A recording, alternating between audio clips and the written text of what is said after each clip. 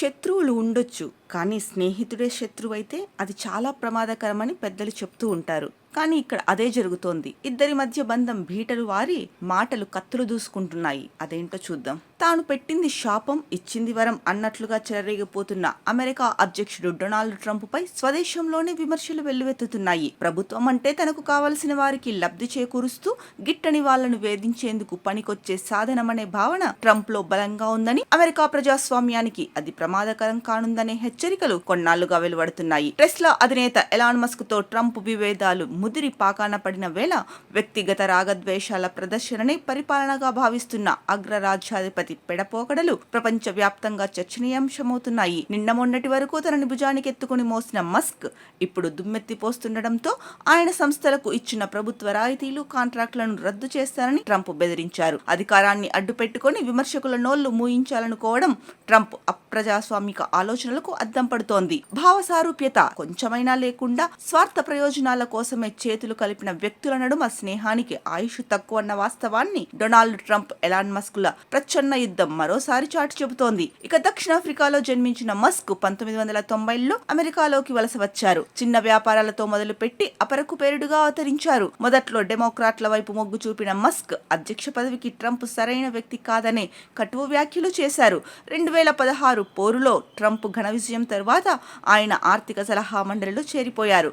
ఇక ప్యారిస్ ఒప్పందం నుంచి అమెరికా వైదొలగడాన్ని నిరసిస్తూ కొద్ది కాలానికే తన పదవికి రాజీనామా చేశారు. ట్రంప్ వానప్రస్థానానికి వెళ్లాల్సిన సమయం ఆసన్నమైందని 2022లో మస్క్ చురక వేశారు. 2 ఏళ్లు గడిచాయో లేదో ట్రంప్ పై మస్క్ కు ఒక్కసారిగా ఎక్కడా లేని ప్రేమాభిమానాలు పుట్టుకొచ్చాయి. రిపబ్లికన్ల విజయం కోసం మస్క్ గత సంవత్సరం $25 కోట్ల వెదజల్లారు. నిజానికి పర్యావరణ పరిరక్షణ మొదలు వలసల దాకా అనేక అంశాల్లో ట్రంప్ మస్క్ మధ్య అభిప్రాయ భేదాలున్నాయి. అయినప్పటికీ రాజకీయ, వ్యాపార అవసరాలు వారిని ఒక దగ్గరికి చేర్చాయి. ఒక వరలో 2 కత్తులు ఇమడవన్నట్లు చివరికి ఆ బంధం బెడిసికొట్టక తప్పలేదు. ట్రంప్ మస్క్ మధ్య పెరిగిన దూరం నాసా ప్రణాళికలకు విఘాతం కానుంది. ప్రయోగాల కోసం ఇటీవల కాలంలో నాసా ఎక్కువగా మస్క్ కు చెందిన స్పేస్ ఎక్స్ పైనే ఆధారపడుతోంది. అంతర్జాతీయ అంతరిక్ష కేంద్రానికి వ్యోమగాములు, ఆహారం పరికరాలను తరలించడానికి స్పేస్ ఎక్స్ రూపొందించిన డ్రాగన్ స్పేస్ క్రాఫ్ట్ నే అమెరికా నమ్ముకుంటోంది.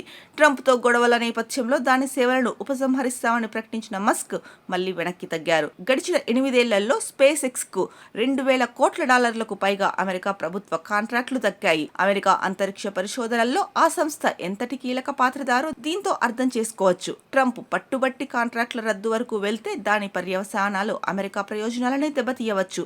విద్యుత్ వాహనాలు, హరిత ఇంధనాలకు నిధుల ప్రవాహాన్ని బిగబట్టేందుకు ట్రంప్ సర్కార్ ప్రతిపాదించిన బిల్లును మస్క్ గట్టిగా వ్యతిరేకిస్తున్నారు. ట్రంప్ ఏకపక్ష విధానాలు, పాలనా ప్రాధాన్యాలు ఆయన సన్నిహితులకే నచ్చడం లేదని దీంతో స్పష్టంగా తెలుస్తోంది.